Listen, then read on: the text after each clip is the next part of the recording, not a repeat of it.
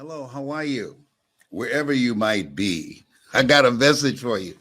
I want to talk about the fact that this is your time. This is your time. If you feel that, and just there's been a shift, there's a different feeling. The air is different. It feels drama free. I don't know about you, but this is the time to bust loose. I got some stuff to do. You know what? In the last few days, the first time in a long time, I had to get up and say, "What did he do today?" Let me tell you something. This is your time. I was thinking about something that grabbed me, and I want to talk to you about this. It says sometimes you never know the value of a moment until it becomes a memory. I want you to think about that. Sometimes you don't know the value of a moment until it becomes a memory.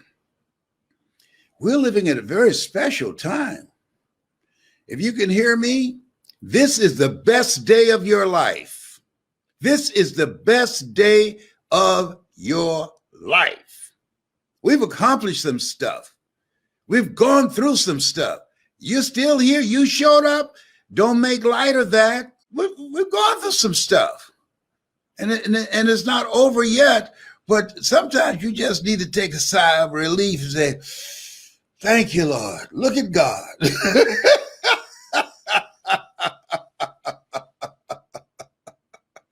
I want you to think about, what is it you want to do?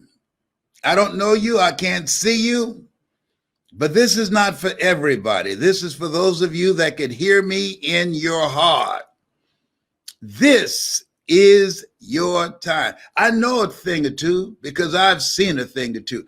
So I know some stuff. I've seen some stuff. I've gone through some stuff. And I want to share with you how to maximize that. That there are moments in life that it's your time, that things begin to line up for you. Why, Les? Well, tough times, they have an expiration. And good times have an expiration too. So now you want to maximize. Now you want to get everything out of this moment right now before it becomes a memory. This is the time you need to make your move. This is the time you want to first work on your mind, because everything comes out of the mind. Don't focus on your bills and all the other stuff that's been going on in your life right now. I want you to pull your life back. I want you to pull your mind back. I want you to focus on, and I want you to feel, and I want you to visualize seeing yourself drama-free and living life on your terms. Listen to me. This is your time. Listen to me. This is your time. People ask you, "How you doing?" You know what I want you to say? "It's the best day of my life." I got that from Orrin Hudson. He teach young people how to become strategic thinkers. He teach people, and adults as well as young people, how to play chess. Whenever I call him, he said, "It's the best day of my life." And it is. You're here to do the greater work. Don't underestimate yourself. You're here to do the greater work. There's some more stuff in you, and you have some more time to do it. And so I want you, and don't argue with me, I want you to suspend your disbelief right now. Suspend your disbelief right now. Just put it aside right now. I'm not asking you to believe me, but I'm requesting that you put it aside right now. This is your time. Don't argue. This is your time. I want you to think about what you want and how you would feel once you achieve that. If it's achieving a certain goal that you have in mind, if it's being financially free, if it's having a relationship that's meaningful, that's loving, that's honest, and that you can really be real and transparent together and enjoy life together. I want you to think about doing a work that you feel that's the calling for you, and that you go to bed thinking about it. You wake up looking forward to doing it. I want you to think about that. I want you to think about doing something for someone that you love, and the joy that you will get out of sharing some experiences with that person that you love, or somebody that has done something special for you, and you want to say thank you to them in a special kind of way. And I want to say to you, this is your time to do it. Are you serious? Yes, absolutely. Everything has lined up for you, for us. I mean, sometimes when you fight so hard for something and you accomplish it, after a few days, you forget about it and you go back to sleep. The young folks say, stay woke. There's a value in staying woke. This is your time to make your move. Don't settle. This is no time to settle. I mean, they have people, I'm not making this up, they have people signing contracts that if they get sick on their job, they get the coronavirus or whatever, they can't sue. Well, to me, that is permission to take a chance on you. I'm not dying to work for nobody. No, don't underestimate yourself. You have the ability to create. When I look at my life and look at how I got here by a lot of mistakes. I remember this lady, she had a press conference and they asked her, how did you become so successful at doing the work that you do and being the CEO of this company? And she said, by making a lot of right decisions. And then the reporter said, well, how did you know how to do that? And she said, by making a lot of wrong decisions. Think about that. See, if you throw enough rice on the wall, some of it's going to stick. I'm one of those people, ready, fire, aim. I'm Aquarius, you know? So I just decided to take a chance on me. I decided this is my time. I don't have to settle for this. I don't have to go to this job and get a headache thinking about it. I'm going to bet on me. I'm going to do something that's me. I was in a relationship and I called the guy that I was working for stupid. And the lady that I was with at that time, she said, if he's stupid, why is he signing your paycheck? You see why I left her? And I couldn't sleep that night.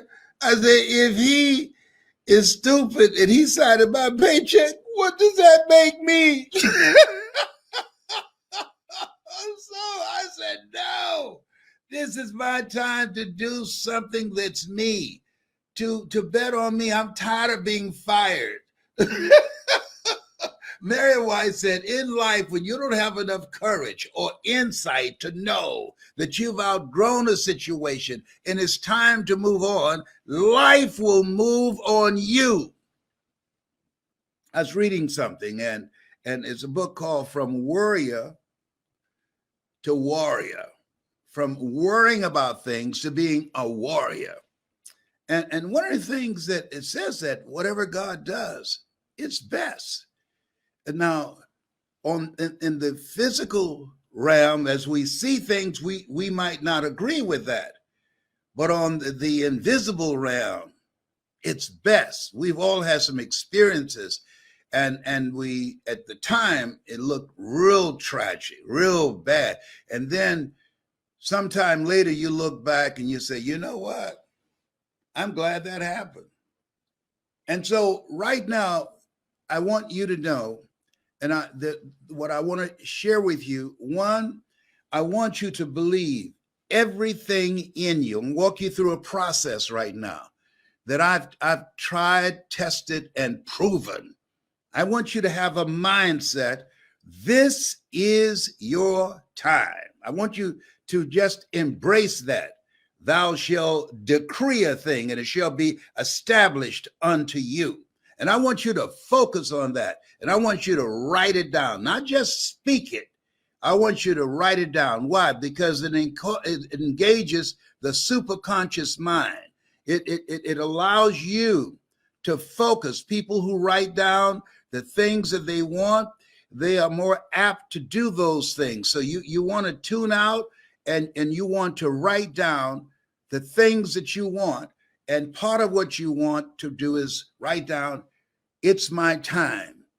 That's number one. Number two, write down and be very clear about it and write it in the present sense.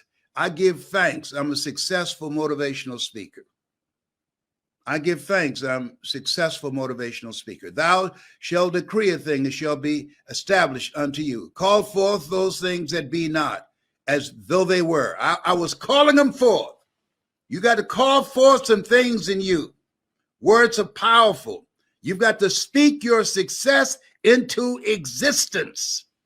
Don't sit around thinking about the bills. They're not going anywhere. They'll be right there when you get through. But I'm going to tell you how to make them a non-entity in your life. How I went from walking by a bank and tripping the alarm, I was so broke. Or creditors would call the house and my children would say, my daddy say he ain't home. I had my kids lying for me. Or sometimes they would call me. May I speak to Les Brown, please? I'm so sorry, but he's not in right now. You sound like Les Brown. Don't you go there, big boy. Let me tell you something. Oh, boy, I learned a long time ago to get back on your feet, miss 3 car payments. Oh, my goodness.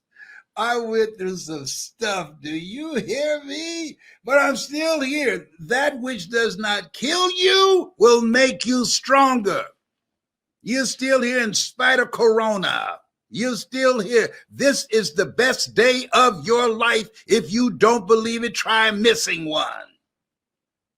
Yes, yes. So when you think in terms, it's your time. Now, here's something else. Here's the next step. Expect good things to happen to you. Just, I want you to have that mindset. Now, when I get up in the morning, if you do this with me, things are going to happen that's going to blow your mind. I say all things work together for good, for those who love God and for those who are called according to his purpose. And then I say, Lord, whatever I face today, together you and I can handle it. And then I have an expectation. If you ask most people, do you want to be successful? You know what they will say? Yes, absolutely. That's not the question. Ask them, do you expect to be successful? See, want shows up in conversation. Expectation shows up in behavior. And so when you have this energy about you, that you expect things to get better, your whole countenance, your whole conversation, you monitor your words, what you say, and the things that you listen to, and the things that you watch, and how you use and manage yourself. You can't manage time. You can manage yourself. All of us got 24 hours. All of us are basically the same. What do you mean by that? Well, we are. What separates us is the things that you do with your life, the habits that you embrace, how you use your time. And most people throw their lives away during downtime. You ever had downtime? Yeah. My son, John Leslie, has a good definition for that. Downtime is when we engage in behavior that keeps us from going up. That's why they call it downtime. See, this is no time for downtime. If you are serious about your goal, you have to have a spirit of expectation and optimism, and you got to be hungry. Hungry. There's a spiritual dimension to being hungry. Those who hunger and thirst after righteousness, right thoughts, right vision, right feelings, right words, right relationships shall be filled. Yes, got to be hungry. And if you're casual about your dream will end up a casualty. This is your time. The plate has been, the table has been laid out for you to decide where you want to go, what you want to do. It's a new day. Look behind, thank God. Look around and praise God. Go within and seek God.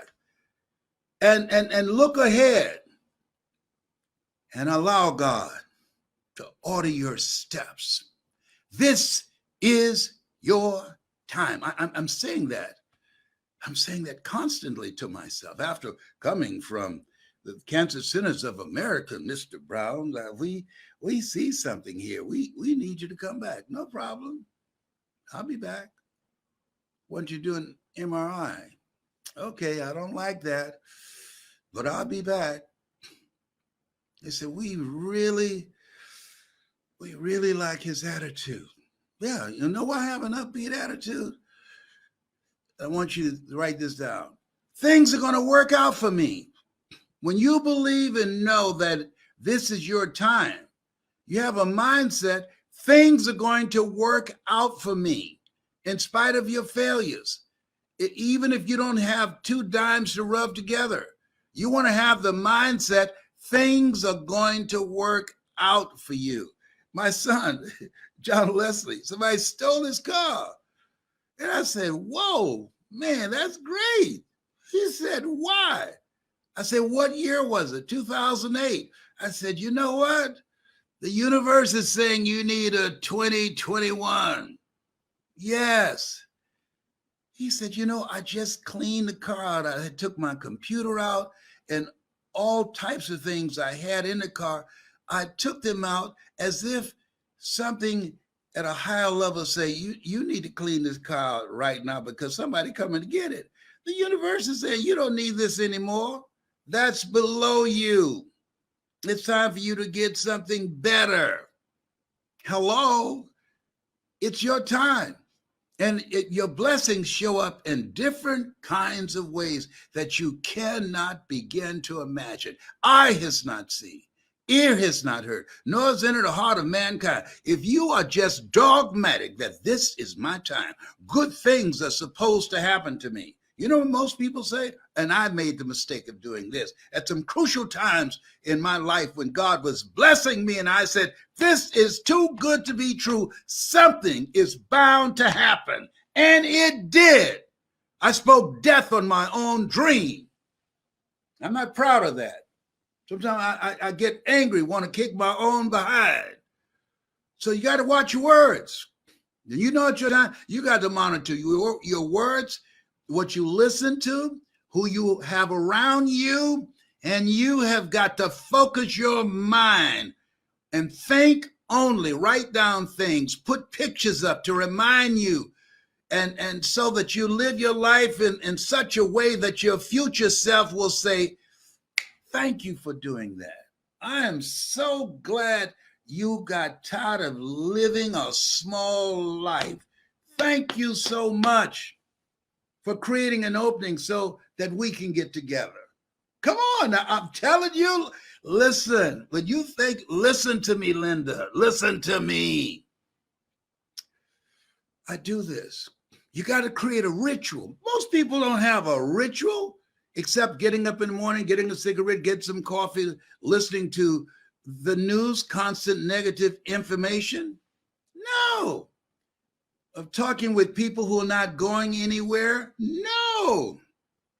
You want to feed your mind the stuff that you need, that will Feed your faith and allow your doubts to starve to death. You want to have a vision. You want to have a vision board that reminds you every day of where you're going and what you're aiming for. He said, I will give you all your eyes can see. You want to repeat to yourself, this is my time. In the beginning, the word was God, and the word dwelt among men. Thou shalt decree a thing, and it shall be established unto you. When you get in alignment mentally and emotionally and spiritually, when you speak the word, and you're willing to put in the work, commit thy works unto the Lord, and thy thoughts shall be established, and all thy ways acknowledge him, and he shall direct thy path. And you get around the right people, let me tell you something.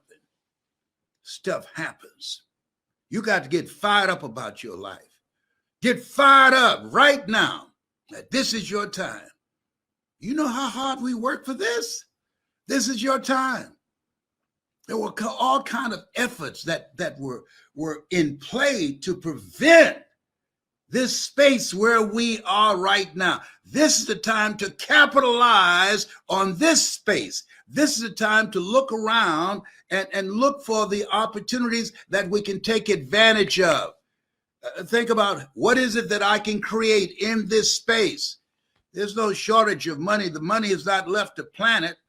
It's just a shortage of thinking. We were created by the Creator to create. When you get fired up about life, this thing, see, you got to get to a point. I just got tired of being broke. I got tired of being broke. I got tired of going into a restaurant, look on one side to see what I wanted to eat, and then looking on the other side to see what I can afford. I got tired of that. I just got sick and tired of being broke. It's stressful. When I have money, I don't have to take my high blood pressure medication as often. I feel better. When money is not an issue, you can sleep. You can get a good night's sleep. 46% of Americans can't get a good night's sleep. And you show up differently in life. You act differently.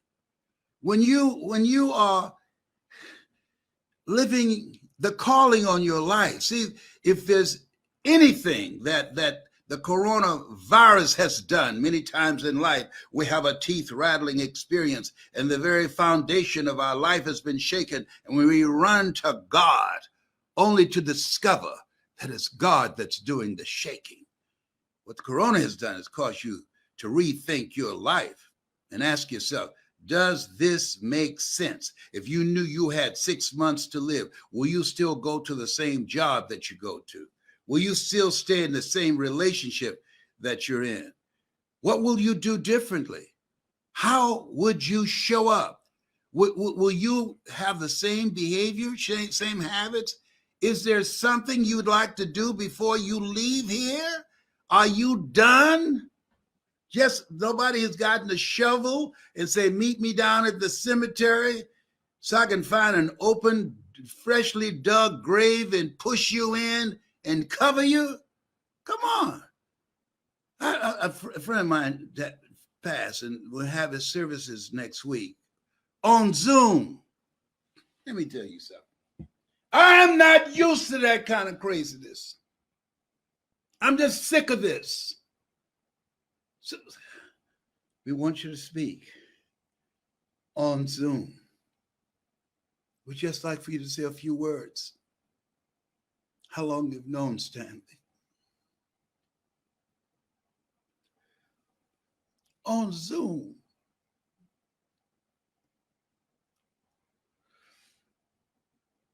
Don't tell me this is the new normal.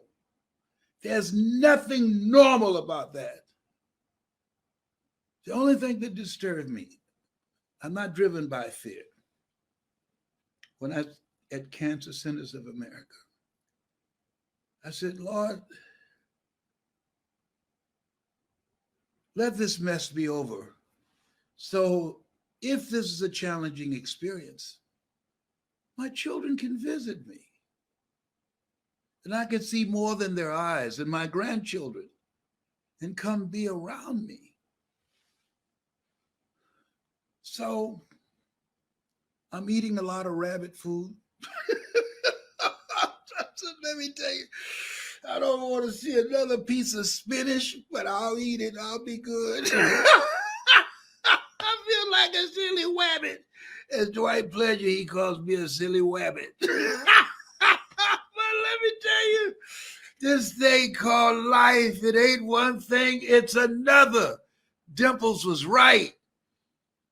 But this is a strange land. There's some fallout from this. They're about to do a special about what happened in China and the impact it had from touch deprivation and people being locked down. And so you have to have ways in which you can work with yourself and you can work with other family members and you can compensate for what has been taken away. But let me tell you what has not been taken away. Our ability to choose and to maximize the moment and to do what we can with what we have and never be satisfied, being creative, creating collaborative, achievement-driven, supportive relationships, and living until we die, not die before we leave here and still breathing, and nobody don't even know you exist because your life is so inconsequential. You get in the morning, if this is your time, that life is on your side, you have to have that mindset. And you want to be around other people that have that mindset. You don't want to be around people that just monitoring the numbers of the people who've died from the coronavirus. No, and my heart goes out to the family members and people who lost family members and friends. But you want to ask, Lord, what is it that you want me to do with the time that I have left? I know you have me here for some reason. Now's the time to pursue your calling. A job is what you work for. A calling is what you are made for. And you want to search until you find that which resonates with you and give yourself that. A man, when he wants to gain his life, he must lose his life. Find something that you can lose yourself in, something that you can do 24/7, something that you love so much that you do it for nothing, but you do it so well that people will pay you to do it. That's how I got into speaking. That's how I was fired up. I saw people on stage didn't look like me, and I said, you know what? I'm going up in there. They said, your gift will make room for you. Well, I didn't rely on my gift to make room for me. I made room for myself. I built my career on rejection and doors being closed in my face. And showing up and say, you ain't Les Brown, the band of renown. No, I'm not. Oh, I'm sorry, but we made a mistake. Bye. See you. Wouldn't want to be you. One time they met me at the airport with a wheelchair. I said, who is this for? Aren't you Les Brown, the band leader? No. We thought you were his attendant. What do you mean? You the person who pushed his wheelchair. No, I'm Les Brown. Mamie Brown's baby boy, the motivator. Get on my last nerve. Sometimes I talk to myself. Can you tell that? I talk to myself. Kids say, anybody in there with you? No, me and the Lord. That's who's in here. Sometimes you have to have a good talk with yourself. I'm telling you, and to snap out of it. Snap out of it. There's more for you to do. You are here to do the greater work. Claim your stuff. Rob the cemetery of your genius, of your dreams, of your talent. Build a legacy. This is why I have my children up here. Because we should be living a legacy so we can build a legacy. You can't build a legacy if you're not living it. I'm living a life so that I can leave something for my children and for my children's children. And the only reason you're listening to me, this is not for the masses. This is for you. This is for the 1%ers. The only reason that you're listening to me is because what I'm saying is in you. You and I are cut from the same cloth. You and I are branches of the same tree. You know what it is to be on a job that you know it's not you. And you say, I need to do something. And you've been putting it off. And you look around, it's been 30 years. Whoa, what happened? No. Life is talking to us right now. I believe this corona thing, it's a God moment. And the fact that we're still here, we're still breathing, we still got a pulse, you're not taking a dirt nap, that says it's your time to do the greater work. And I'm looking for those who would like to join me. I'm looking for those who've got a story. I'm looking for people who are hungry for success. I'm looking for people who are hungry to speak. I'm looking for people who are hungry to tell their story. I'm looking for people who are hungry to live full and die empty. I'm looking for people who just don't want to settle anymore and say, there's got to be more. And I'm saying to you, it is. You are right. You are absolutely right. There is more. I'm not going to die living some small life. No, I made up my mind on that one.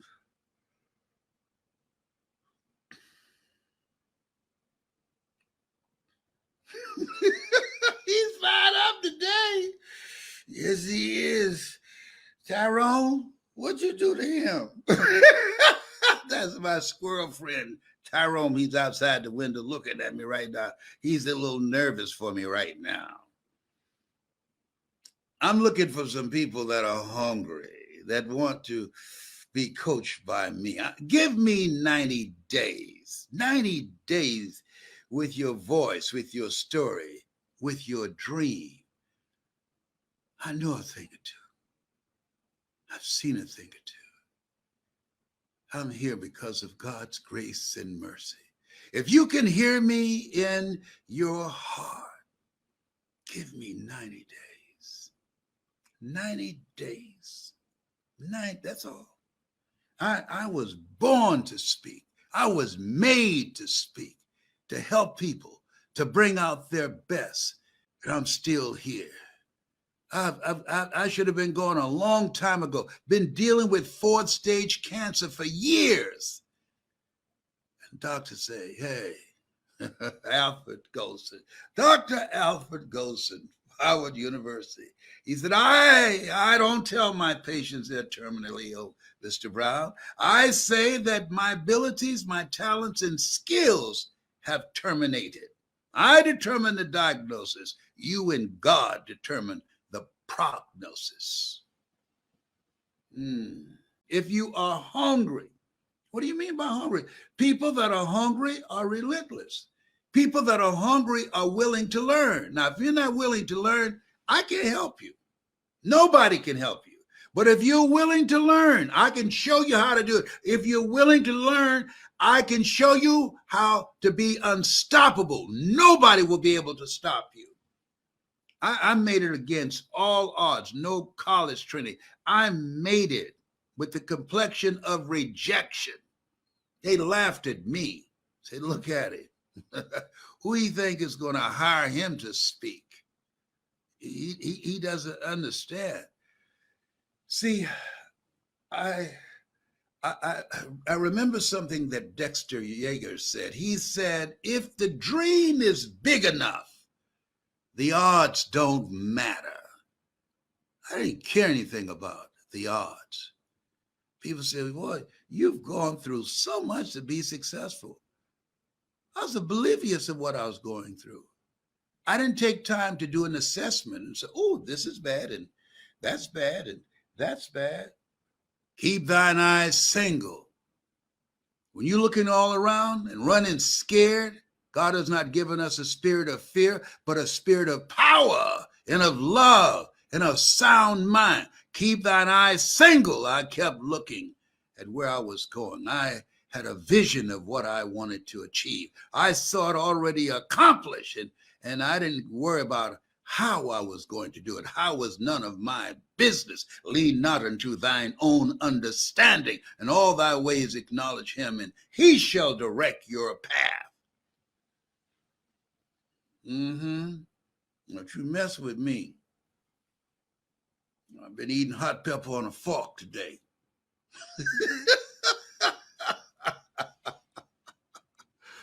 Oh boy. Somebody need this. Somebody needs this. Need to hear my voice today. I just felt it in my spirit. Somebody need this. I was going through pain in my room. And I knew when I came out of here and started speaking, that pain would go away.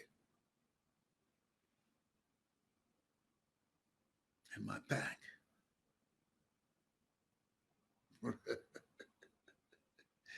It's gone. Because I'm doing what I'm supposed to do. I told my kids if they want to really know when they say I have kicked the bucket, slip in the funeral home and put a microphone in my hand. If I don't grab and say, you got to be hungry, they say, I think he's gone. And I know if I did sit up and say, you got to be hungry, they would bust out of there. They'll jump out windows, everything getting out of there. Oh, boy. Oh, my goodness. That reminded me. I'm old. All right? You know, embalming it was not around forever. You know why they have wakes? They shouldn't have wakes. How do you spell wake? W-A-K-E. What do people do at a wake? They come and watch the body. Isn't that interesting? No. The reason they started wakes is because years ago, when I was a kid, you didn't embalm people. And somebody died, you took turns. They had kids and different people watching the body to see if the person moved. And somebody would take a needle and stick it under their fingers, fingernails, the nerve endings, open up the eyes, see if anything blinking in there. See if there's any breathing going on up in there. Why? Because sometimes people used to wake up. I'm not making this up. Talk to your grandparents. But after embalming came along, ain't nobody waking up. But we still do wakes out of habit. So they had me watching Miss Henry. Miss Henry was supposed to be dead. So they had me watch, I don't know how old, about 7 or 8. And I heard Miss Henry say, oh, hi, Leslie. Oh, Lord, my God.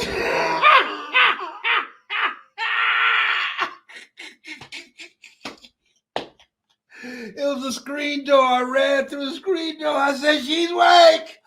She's awake.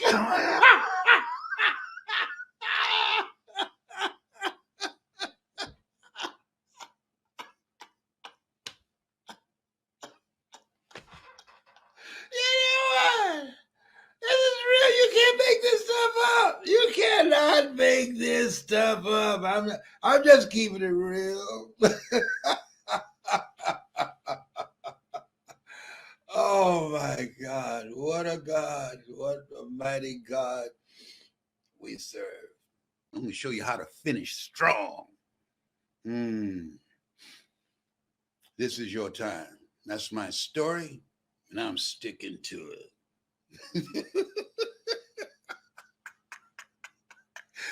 Bye for now. Oh my goodness. I enjoyed myself so much. Oh, yes, I do. You make me randy, baby.